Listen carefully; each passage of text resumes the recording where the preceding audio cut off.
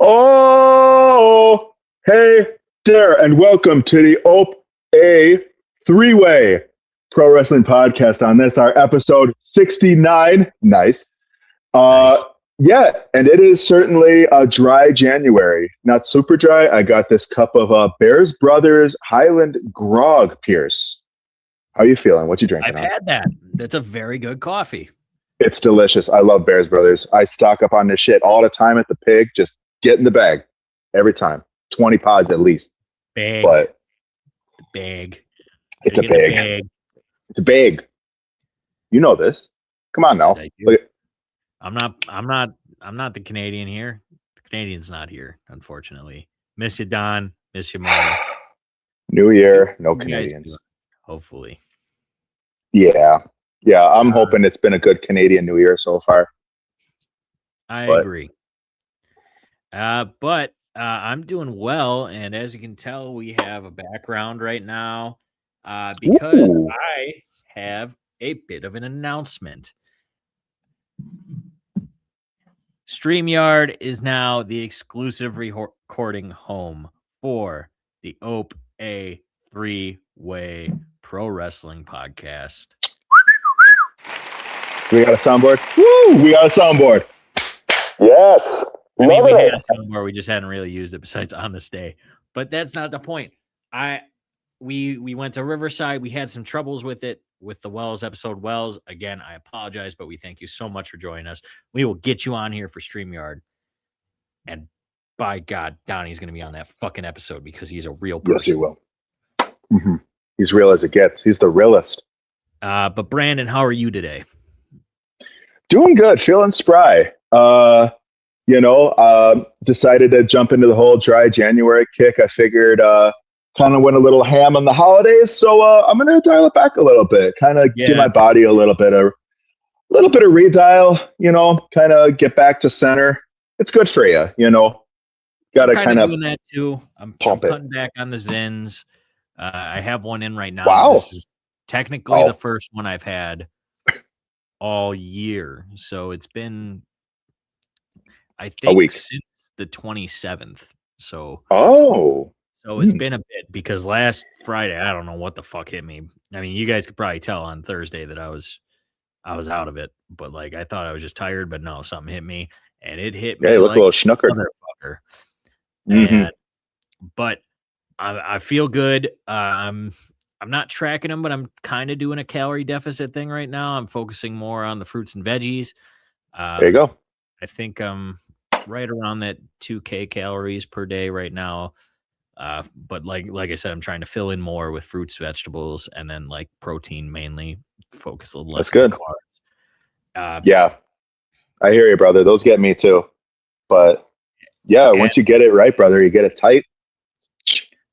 Kind of for this week, I've started every day with a cup of cold brew, and like that's kind of got me ready to go. It's got me on everything. Like I feel like I can get it dialed. Who knows? Hopefully I can get back in the gym soon too, because don't get me wrong. And this is to anybody out there. I'm comfortable with how I look and I am comfortable with myself. And it's okay to be overweight, but you also gotta, you gotta check in on yourself, and sometimes you gotta take that leap. So those of you who feel like you're not ready, just know you are loved and we appreciate you. Is there? Yeah, it's all you, brother. Yeah, whatever you do that's best for you. I'm supportive of that. And I appreciate that. But Donnie's rooting from the Great White North. White North. Sure. And I know Marta is too. We gotta get a Marta episode sometime. An Ope-Eh four-way. I don't know if she'd be into that, knowing her, but like, yeah, I think she'd be a fun like, because Donnie could be, he likes to be the negative one, surprisingly, with how nice Canadians are out of all three of us. But like, she is one of the most positive people I've ever met in my life, and like, just like, she's a genuine source of happiness. You know what I mean? Like, she just radiates happiness. Yeah, well, that explains why Donnie picked her then. He looked pretty happy. seeing your engagement photos, seeing the invite photos for the wedding. That was a pretty special time. And so, yeah, again, looking for hopefully some great times up in the Great White North when we get this wedding shindig going down. Hopefully make an Ope three-way reunion. We'll have some, was it Labatt's? Yep. Puppers. Well, I believe she's got somebody who works for Molson in the fam, so we might be partaking in that. So the normal stuff we drink? Thereabouts, yeah. Just with a little extra. Before we get into the meat and potatoes, don't forget to follow us on all social medias at Ope_A3_way, Facebook, Instagram, X, TikTok. Just so you know, we're no longer going to have the little check mark on X because we are putting all that money into StreamYard, and that check mark on X, me and Wells kind of agree it's probably some bullshit anyway. So it's we got a lot more bots following us from it, so helped enough, but that's about it. And check out the new episodes on YouTube. Of course, Donnie will get them on Spotify when he can because Spotify is Canadian, probably. Yeah, you see it just radiating upward. It's attracted to north that way. Yeah, it would be that way for me because I'm just making shit up there. So, I do my calibration. Is your brainchild. What are we doing today? Well, since we did a little bit of retrospect in our last episode, I think it's time we look forward to the new year, 2026. Let all acquaintance be forgot and never come to mind. So this came to mind, if you would be so kind, Pierce. It's we're not magic. Get into it real quick, but we're going to show you what we're doing. Because we got to talk about the past in a little bit here. OpeBall! It's not mine, but, look, it's even got ads on it, but hey. Whatever this open source website is, we appreciate you. Yes. And I appreciate the first question asked when we tried this out of, will Austin Theory be WWE champion? Brandon asked it, and it, of course, said no. There's no proof of me asking this. There's no proof of that answer coming. I saw it with my two eyes, and I will never let you live it down. But that's okay. We'll ask before we talk for the first time about the future for just a tiny little bit, we have to talk about the past. You think you know me?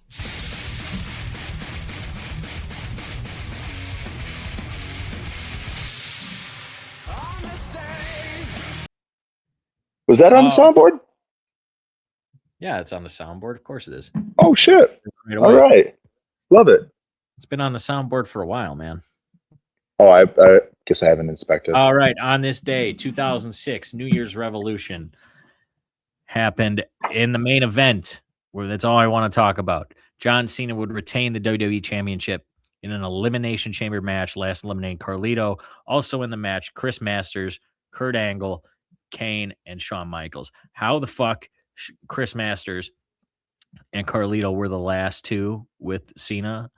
Like, that's the final three? Of course John Cena's going to win.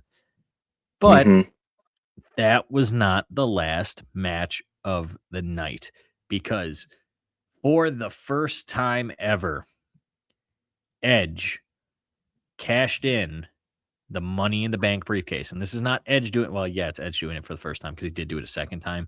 But this was the first ever Money in the Bank cash in ever. 2 spears later, new champ, Canada. Set the standard. Derated our superstar. After, how many months? Because they won it at Mania. It was at Mania at the time. 180 days. Yeah, that's a long time. That's a long wait. Really set up like, when's he going to do it, too? I feel like that set a really good precedent. It wasn't ultra long. It wasn't really short. It was right in there, right in the slot, as Mr. Leahy would say. One of the longest ever. It is. But, I mean, when you think of the fact that you can hold it for an entire calendar year, which I don't think anyone's gone even 300 days holding the briefcase, unless I'm mistaken. The longest was Carmella at like 287. So not quite 300 yet. So they haven't gotten to the wire. So nobody's hit 300. I don't know if we ever will, because I mean, lately they haven't really gave a shit about the money. I mean, this year is a little different, but we'll see. It's tough to Mm-hmm. say. And then in 2013, on a taping of SmackDown, Alberto Del Douchebag would defeat the Big Show in a last man standing match to win the World Heavyweight Championship, which, they were trying to push him as a face. He never really worked as a face in the No, United States, at least. And no. Big Show was on a fucking heater of a run with that title too, which sucks because he had a great feud with Sheamus to win the title, Mm-hmm. and they took it off him on a SmackDown. I don't get that. But Yeah, it was just a weird time in general. Like, I it don't know. was That the was last year with that version of the World Heavyweight Championship, so they were fully in the we don't give a fuck about it. mm-hmm. So Yeah, it was just a weird year. It was one of those years that I feel like for me was just kind of hard to follow as a fan. Like, Punk had already been out the door, I believe, and then just like, not yet. He was out the door the oh no, that next was year. at 14. You're right. This is where he ended. He had his 434-day reign end because of twice in a lifetime, which is still stupid. Yeah. Because he 1,000% should have been in that main event, but Vince never saw him as that big of a star, despite him. He is one of the biggest stars wrestling has ever seen. Because of that, the pipe bomb and him leaving. But I'll say he did have a fuck of a feud. He did have a fuck of a feud with Taker. And how many other people besides him and Heyman could you see poking the Paul Bearer bear that shortly after his actual factual demise? Like, that was, if Punk wasn't going to be main eventing Mania for the title that year, like, that I feel like was a pretty decent. I mean, you can say what you want about it. Like, Paul Bearer and Taker are some of like the old school boys, and like even I don't know if I don't recall if there was any backlash from the Pringle family or like from I Paul don't Bearer's think son. so. I mean, Paul Bearer was a known ribber, so they probably were like, oh yeah, liked this. And I mean, it led to that promo where, I want to give I'm probably misquoting it. I want to give my condolences to your WrestleMania streak. And it was just like they could have ended the streak there. Realistically, it could have ended it there. I don't think it would have mattered because they still would not have seen Punk as that guy. But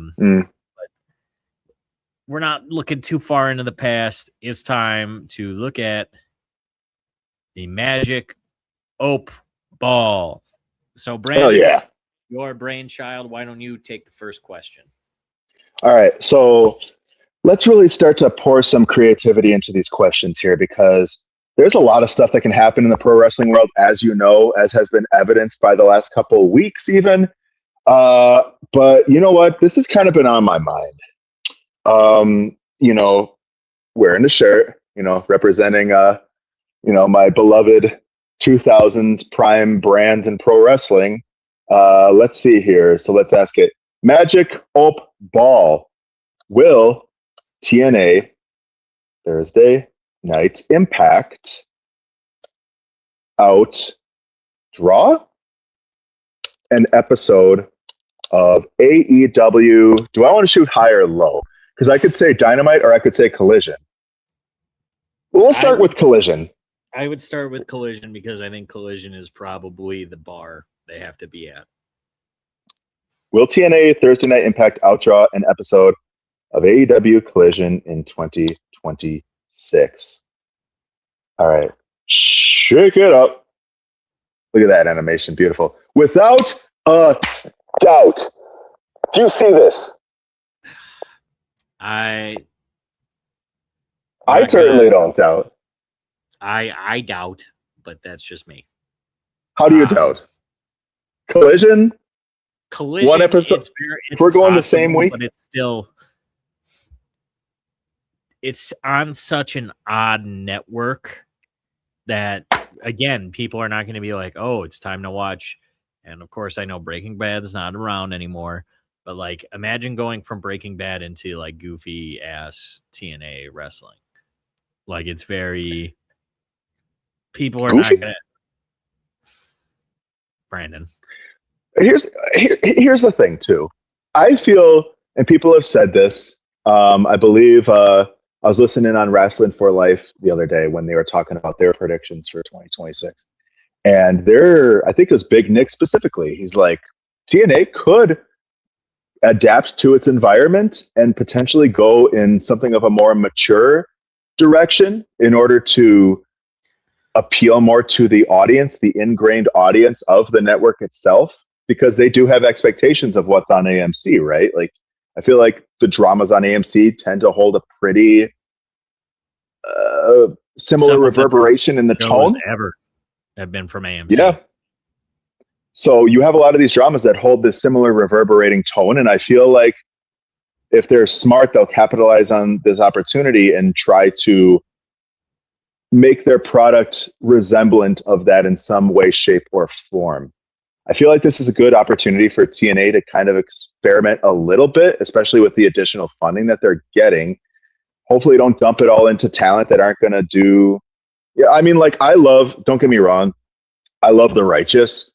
They ain't going to move the needle for TNA, man. Like, they should put that money into the production and into like writers who will actually draw eyes and interest to the product.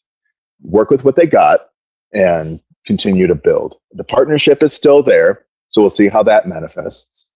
But I think TNA stands a pretty good chance to make some impression this year, probably before June. But will it beat AEW? It's got a full year. But we'll see. I'll be cautiously optimistic about it. But you are the biggest TNA diehard that I know, so there you go. Oh, geez. But all right, let's see. Magic OpeBall.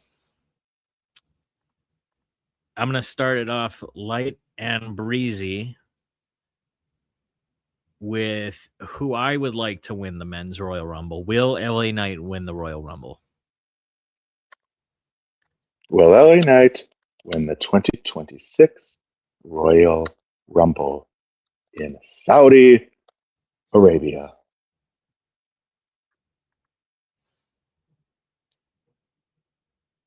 Okay, let me try something here. Do you want to mulligan this? Because I'm wondering about, or are you content with this answer? I am content. The third one will show. Because if they write him off like they did, our buddy Graham said it best. It is either he is winning the Royal Rumble off a surprise win, which since Braun lost on Monday is a little, which I get why I really like the match. You know, even the botch that happened, it kind of made sense with Braun being overzealous. Every time Braun tried to be overzealous and be like, yep, I got the win in the bag, Punk caught him with something, and that's what caused his downfall. It was the savvy veteran getting one over the cocky young heel. It made sense. It's classic booking.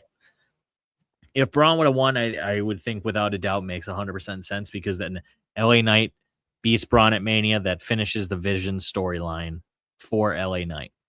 That makes sense to me, right? That's concrete, easy booking. But now, like, I would love if it's without a doubt, but I think he'll be back. He'll make a return at the Rumble, but like winning it, it's honestly, it's probably, in my eyes, it's going to be Braun Breaker. Over give him another shot right away. Well, I don't know. I guess so. On LA Knight, had you seen that they're trying to?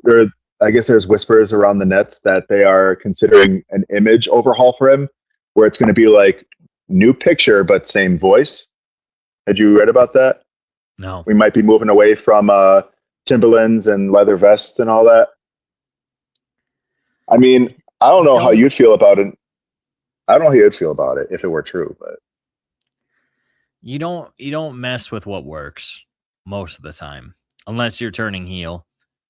Like, you don't mess with what works. And obviously he's at the point where he's earned a world heavyweight title run, in my eyes, maybe overdue at this point. So I don't know. Well, I guess we'll see. So All right, Brandon, what do you got next? Hmm.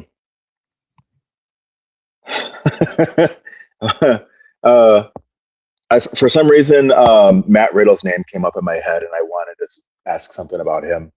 You I want mean, to do he's an kind of a MLW wild, one? Feel free. kind of a wild card. Um, will Matt Riddle represent MLW on an or let me think how to word this here. Will Matt Riddle represent MLW as world champion, presuming he takes it back from Matt Cruel uh, at AEW Forbidden Door. And there's some question about Forbidden Door that I have too, especially considering recent developments that happened on this January 4th.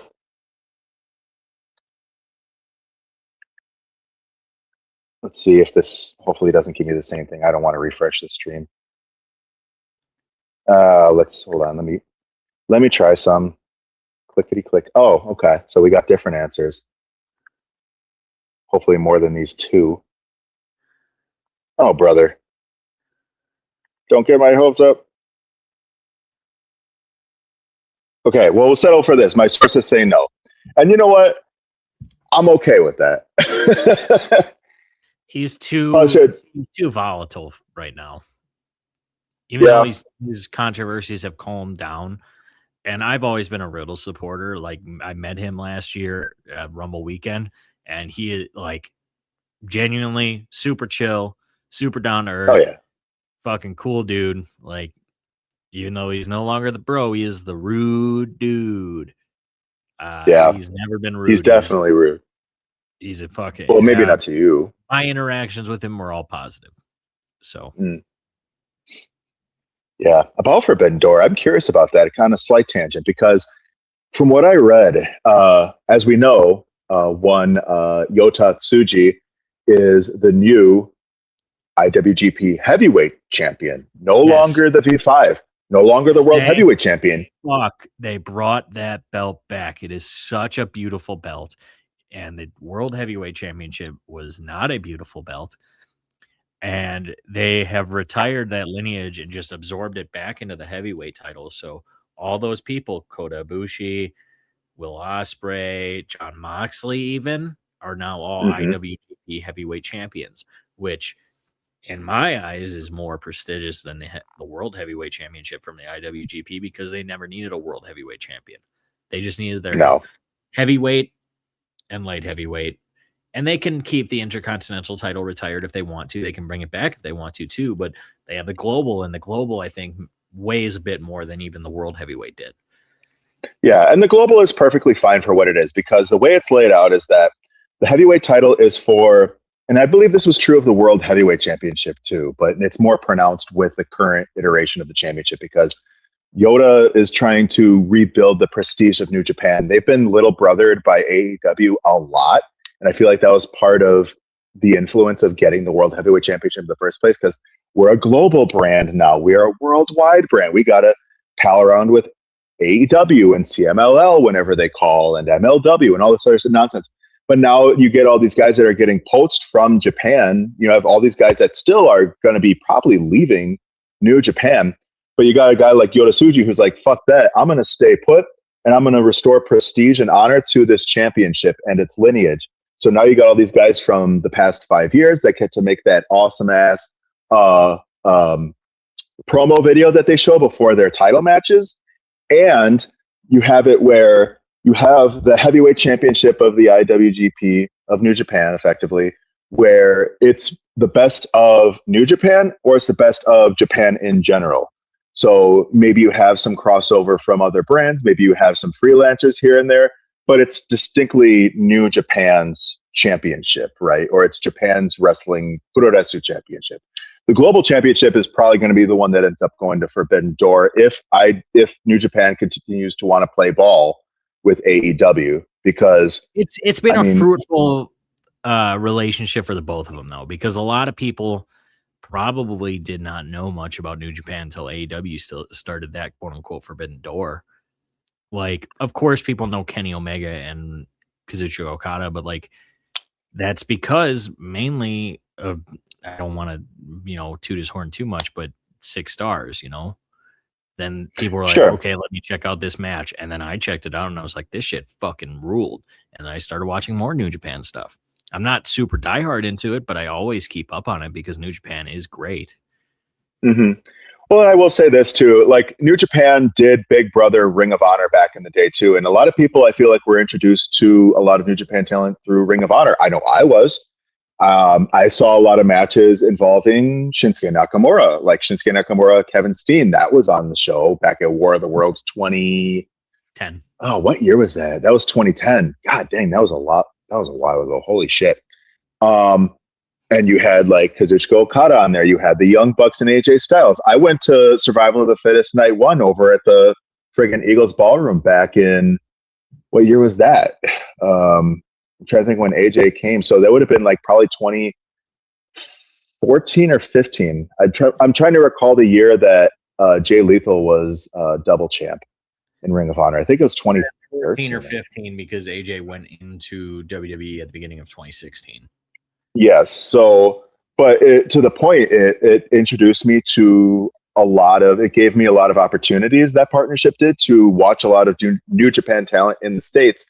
And then you have a lot of that carryover from old Ring of Honor into AEW, but AEW, of course, having the con budget and more platforms. Now you have AEW that's kind of just, I mean, look at all the talent they've taken. Look at they stripped Bullet Club bare bones, and that was one of the highest selling acts, if not the highest selling act in all of New Japan. Cody Rhodes left. You had Hangman Page left. The Bucks left. Kenny left. Coda eventually packed up and went. Like all of these people and then even going further in, like you've obviously Okada, Jay White, Will Ospreay, all of them, like just massive stars for that company over years, just pluck, pluck, pluck, pluck, pluck. And if I'm New Japan, I'm like, this company is going to fucking flounder because you got Evil leaving, Sonata leaving, the War Dogs are on the fence. Like, I'm just like, fuck this. Like, we're pulling back and we're building our shit back up. And they've got a lot of great young talent to do it. They've got a lot of good talent to do it. But they've got to see Shooter get a run with the title. That's just me. It'll come. Yeah, it'll come. All those guys I feel like are going to get some. You got Yuya, Uemura. You've got, obviously, Suji is like top dog right now as well. He should be. Dude's fucking megastar. Kesha probably Shooter's going to get it. It'll be interesting to see what they do with a guy like Ren Narita, who they kind of see as a second coming of sorts of like a Katsuyori Shibata. But I mean, we'll see how that goes too. Like they've all got nothing but time, and I mean, who's to say, right? Like with even like acts like the Bullet Club that have been running on nostalgia fumes for a long time. Maybe it's good some of that stuff just kind of moves to the side after sleeping on it, and then a lot of these people that have kind of been representing New Japan from that era kind of just step back and allow this new I was going to think of like what's like the flora kind of sitting for it, like allow the new brush, the new greenery to grow. We'll say that. You could say it's a new beginning because they have that pay-per-view every like 6 months. So they did. Yeah, they did. Yeah, new beginning in Osaka is in a few weeks here anyway. Let's see. I don't want to go too long. I say we each do, what do you think? 4? Sure. Because we got, okay, so I did 2. You did 1. So this will be number 2 for you. Yes. Let's do Magic OpeBall. Will WWE have a pay-per-view in Wisconsin? Oh. In the next calendar year. Say in 2026. I hope so. We've been overdue. It's been. Oh, you asshole. That's about where I was thinking anyway, because they obviously TKO is firmly on the money. Look at the Stranger Things Netflix episode, which had nobody from Stranger Things and was just fully product placement. which did they even know what was going on? Were they invited to this? Like, it's. I mean, I would like to see another pay-per-view in Wisconsin. You know, the Or Pfizer even like a was special. great arena, and they come here at least 2-3 times a year. Why not throw us a fucking bone? It's been since Fastlane 2017. That was at the fucking Bradley Center. Yeah, dude. I think the Pfizer deserves a good christening. I don't know what event would you throw at the Pfizer if you had that kind of fantasy booking. So it'd have to be a B pay-per-view, and it's clear that the pay-per-view after WrestleMania Backlash is going overseas every year. We'll never see Puerto Rico again. Yeah, it's planned to be Puerto Rico, so I mean, I'm fine with that. They fucking show out for Puerto Rico shows. God damn, that crowd is great. Yeah, they do. Let's see. Why not WrestlePalooza? I feel like that's a very Wisconsin sounding kind of PLE name. We like our paloozas. We like our shindigs. We like our. But at the same point in time, I don't know what time in the year they're going to do it because once again, so Rumble end of January, beginning of February, we got Elimination Chamber. I'm not even in Chicago, and then we got Mania. Chicago. We got Backlash, and normally after Backlash, leaning Money in the Bank, but they push that to the end of August. So yeah, that's weird. WrestlePalooza in June, July, because then Minnesota, we got SummerSlam end of July, first weekend of August. But those last couple months, I mean, we got Crown Jewel in there too, which I'm assuming is going back to Saudi this year. But after that, it's Survivor Series, and Survivor Series isn't coming to fucking Wisconsin. No, not with as much as the Pfizer. Not everything has to be a show. No. Well, and that's the thing too. Like they're going to want to, especially with Wisconsin, I feel like they're going to want to make it in one of the warmer months. So like it'd be something ideally surrounding SummerSlam because it's going to be in Minneapolis this year anyway. So why not just kind of keep things, you know, in a similar type market? Had they confirmed if they're going to continue the WrestlePalooza chain this year? They want to move away from the Vince names, so I would assume they keep it going. But how much of a truth was that though? Because like, are they talking about actually like shedding some of these? Because then you'd have to get rid of Raw. Raw is a Vince name through and through for a TV show. SmackDown, well, I guess you can attribute to The Rock. I think it's more just like they're going to get rid of stuff like obviously got rid of Hell in a Cell. They didn't do Bad Blood this year. That's a Vince name. Like there's quite a few pay-per-view names that they could bring back. Maybe they get King of the Ring is a Vince, but they had King and Queen, so it becomes a Triple H name. Like there's a whole bunch of dumb stuff. I mean, I doubt we'll ever see a Super Showdown again, or at least I hope I don't. Yeah, I mean, it'd probably just be one of them like quirky overseas things where they got to try and pop a market, kind of like I think of like when, you know, they did Jinder Mahal as WWE champion just because they knew they had an India tour coming, right? So like the Super Showdowns we reserve for places like India or like for like those international markets where we have a star, we're trying to market to the people for a little bit. How well did that India tour with WWE champion Jinder Mahal go? I mean, I feel like India tours in general do very, very well for WWE. But it's India. Jinder wasn't even the fucking champion at that point. No, he was not. They ended that was bizarre to me. It before that. But all right, man. Well, number 3. Yeah, I'm hoping Wisconsin gets a little something. It doesn't have to be nothing fancy. Just give us a little feature. You know what I mean? I think we've earned a little bit of that. More than Indiana, Wells. Hey, Indianapolis is nice. Go. I've never been, so I am defaulting to negative by comparison to Wisconsin. So Wisconsin number 1. That's anywho,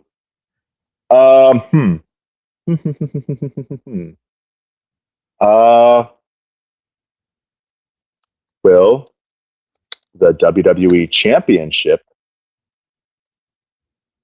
transfer to Raw in 2026. I'm surprised they haven't done that yet.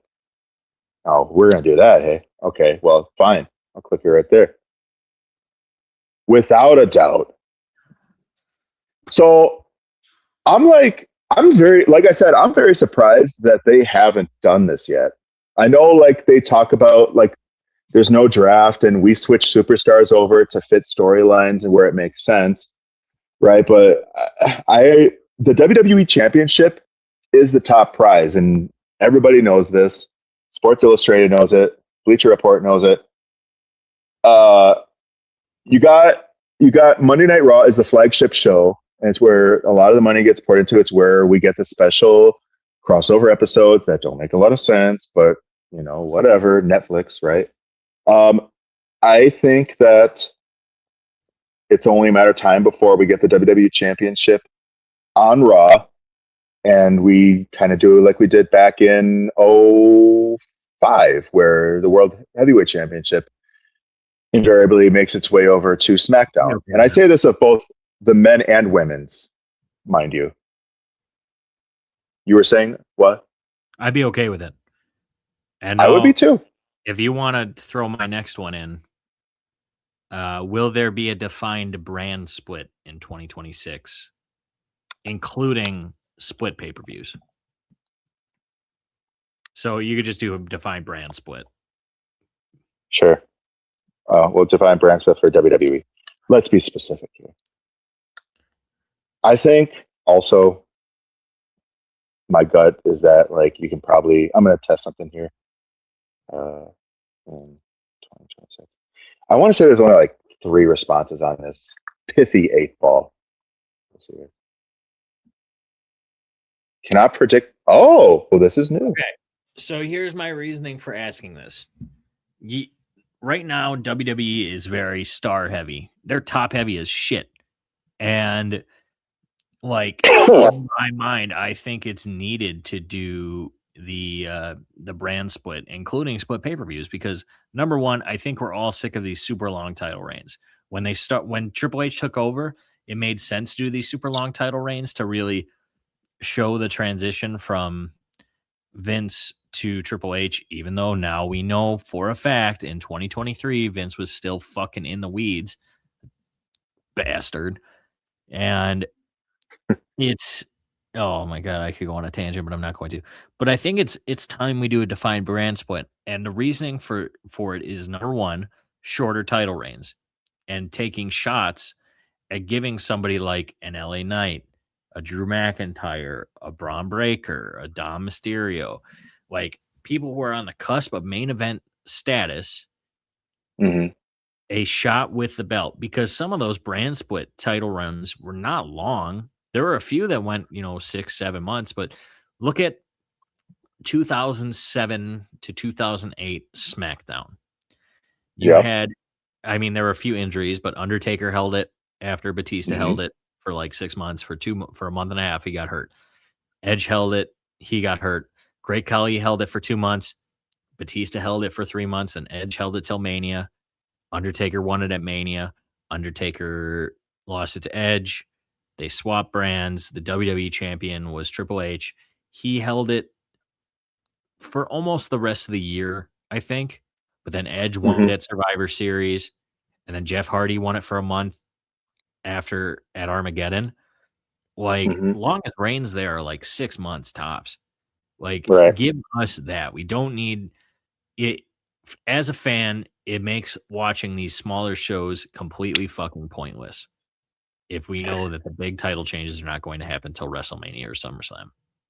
And that's a point in and of itself too. Like, you got to ask, like, is WWE in between SummerSlam and WrestleMania even really worth following in the main event scene? Like, now the United States title has really shown out these last couple months.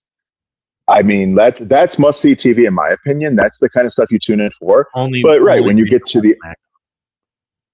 get to the upper card, like, it's, as you said, it's, like, and it breaks my heart because I know we're supposed to have a great 3 stages of hell with Cody and Drew McIntyre. But with all of the speculation and all of the planning and dirt sheets saying that Cody is going to hold the title until Mania, it just, what's the point of watching? Right. Like, wake me up in April when Mania 42 gets here, and then maybe something will catch my interest. But then, right, like you have, to your point about a brand split. Now, my thing is, speaking of Mania and also speaking of SummerSlam, these are the PLEs where you're seeing upwards of 5 matches in a card, right? This is like your 6, your 7, whatever. You're having PLEs, and in some cases, Saturday night's main events. You have one coming up in Montreal here, which I believe our good real friend Donnie said he may be attending. We'll have to clarify. He had later. tickets. He's not sure if he's able to make it now. That was because of everything. Bummer. I mean, I'm crossing fingers for him. We'll talk to him soon. We'll message Discord. We will. Oh yeah. But to not get off on too much of a tangent here, but you have only 3 to 5 matches, 4 matches on a Saturday night's main event. Sometimes 3, depending on if they want to cut promos and shit. To really showcase these talents and to defend titles and to build on and end storylines and begin new ones, right? Like, so when you have both brands competing for these slots, you're not getting a lot of feature for other, I mean, sure, you can showcase it on Raw or SmackDown, I suppose, and that's good for TV.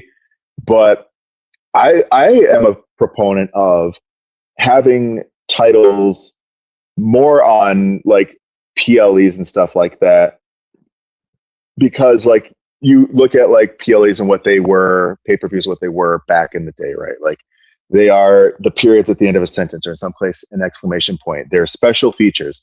And, having the champs on there, having title defenses, having those be like the big cadences in these narratives they're trying to tell is great. But when you have someone in like, and it's weird because you look at the women's US title and all the fanfare that came with when it was introduced, right? Prior to even the Intercontinental Championship. How many PLEs has the women's US title even been on since its inception? Not counting Saturday night's main event. None. It hasn't been on any. Exactly. And that was supposed to be like the horde ornament of this new movement of putting emphasis on the female mid card, giving them shit to fight for. This is what they've been. SmackDown's lack of female mid card and booking. Chelsea which Green, they could easily correct. And Julia, for that matter, can't wrestle only Michin. No, they cannot, but they have. Good for Julia to win the title back to, unfortunately, no fucking pop. No. They need to make her an Asuka-esque talent with this title right now. That's the only championship that I want to see over a year. I want her to just destroy. When you have a talent as good as Julia, you cannot fucking waste her. No. What do you got for your last question? Mi final. Interesting. I'm trying to pinpoint something here. I kind of wanted to do something for like AEW. I mean, we kind of already went over Ring of Honor, the chat on it last week a bit. We'll do, fuck it. Let's do something for AEW. I feel like this is an easy one to ask, so I don't want to ask it. I was going to ask something about Mercedes Moné, but I'm going to leave that go. Will AEW All In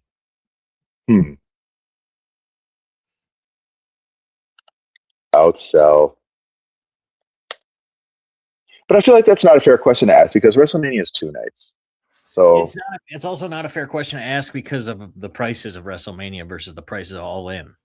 I found All In tickets for $30. Like I was on the fringe of going.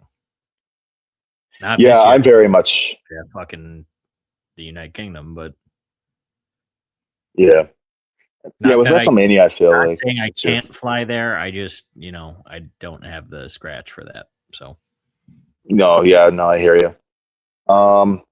Here.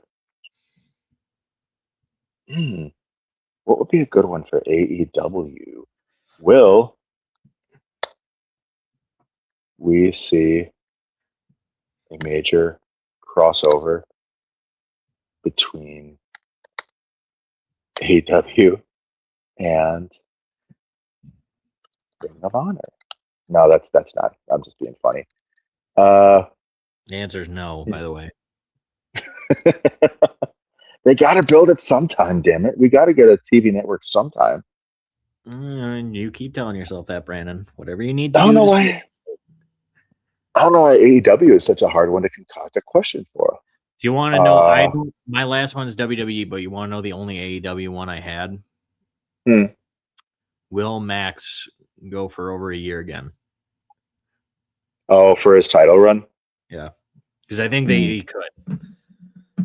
I mean, I was of the opinion that like it wasn't going to last a year. It wasn't going to be as long, but it's certainly going to be a better reign. Here, how about this one? Since that's kind of been rumored as well. Joey Samoa. Will Samoa Joe retire in AEW or Ring of Honor in 2026? It is certain, but given the fact that I kind of gave two company options, maybe we'll see about this. I think we can rule that in more. Better not tell you now. Oh, you jackass. Anyway. I don't think he's retiring this year. I think he's going to retire next year. You think Joe's retiring next year? On this because he says it's getting close, but I think he's got another good year in him. I wonder about it. I mean, Joe was definitely, for as long as he was AEW champion this last go around, not very long, but he did put on a good performance. He's got a lot to give back to the ops. I feel like he could still stick around as kind of like a mentor for them in a way, kind of like similar to Shibata. Maybe when Shibata decides to kick it too, because he's, like Tanahashi and Nakamura, like they're, Tanahashi's out of the Three Musketeers. Nakamura, I don't know what's going on with him, but Shibata, I gotta believe, doesn't have too much more to prove. So maybe Shibata goes back to Japan. Joe kind of, sticks around in the background for the old Team Taz alumni. It's hard to say because it's so early in the year, but I think Joe's got another good year in him before he transitions to a backstage role, probably booking. I think he'd be a great booker. I don't disagree. I think he's got a lot of similar mentality to Punk. I could see that being the case for him. So I could see a lot of positive contribution to AEW and or Ring of Honor with Joe in the backstage area. Look at right here. That's my response to the Ring of Honor. It's never going to change. You remember when Big Show was their general manager? Isn't he still their general manager? I have no idea. I haven't been keeping up on it. But, all right. I got my last question. All right, give her. It's something that I want to happen. Will Jacob Fatu be world champion in 2026? World champion, or does it matter? Do we say world heavyweight or WWE? In WWE or world heavyweight? I think he could do either, but just world champion in general. Will Jacob Fatu be a world champion in WWE in 2026?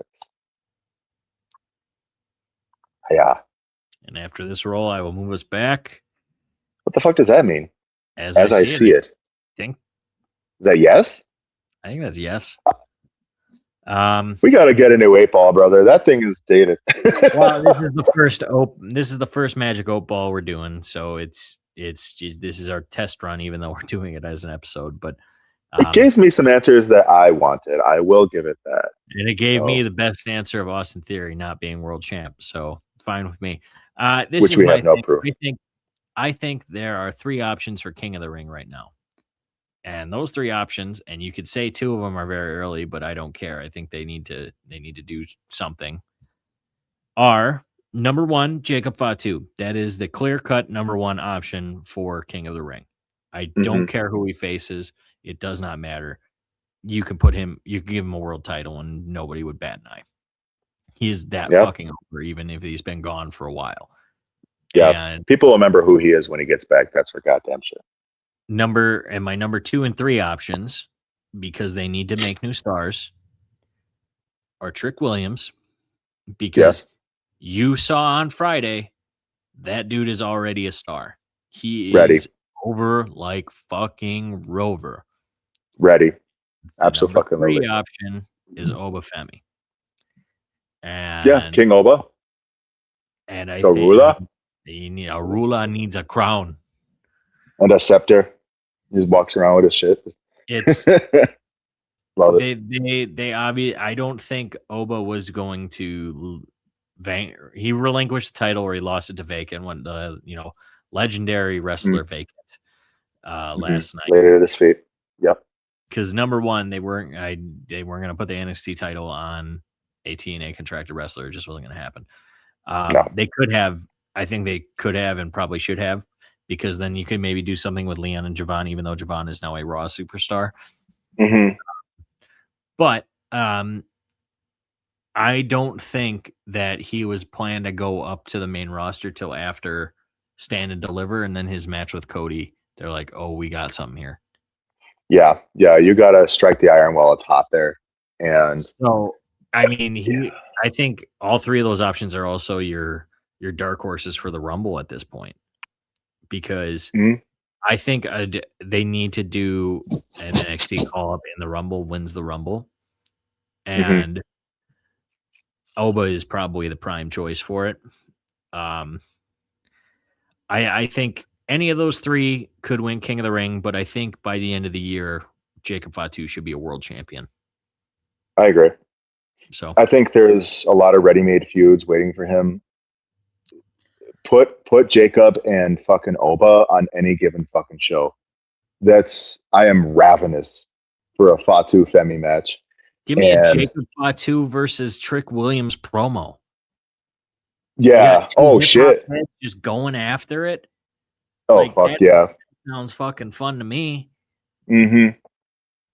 Or like Jacob Fatu. This is going to be the Jacob Fatu dream match episode. Yeah, like Fatu. I mean, I'd even see him run it back against like the MFTs. You know what I mean? Like, because I don't know how that really. It was just because didn't they like injure him or something? What was the story? What was the conclusion to that? It was after Solo beat him for the U.S. title. Solo beat him. He left for a bit.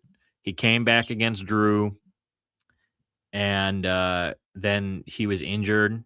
And I think we're going to get a Mania Jacob versus Randy, with Randy turning heel at some point, because it's going to be Randy Orton who attacked him, not Drew McIntyre.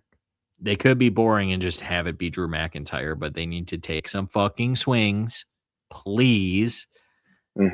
So I think you just fucking rocket. You got three dudes you can strap a rocket ship to, and then that's your revolving door of world champs on SmackDown for the foreseeable future. What about the women? The women, Jade, Jordan, Bianca, like, if they can, and you still got Tiffany Stratton there, but Tiffany should come back as a heel. Raw, I think, is pretty healthy all around on the women's side, but most of these call-ups should go to SmackDown for the women specifically. So, I mean, I don't want to get too far into it. We got an episode with Najee to look forward to talk about some of these. We do. That, I think, about does it, unless you had anything else you want to talk about, Brandon, for the end of the show. Do we want to give a little bit of a preview for next week? We'd like to do a little thing around the beginning of the year as well. I'll even give you this, because last year I re-listened to the episode. We had a bunch of ducks quacking, but this year we have this.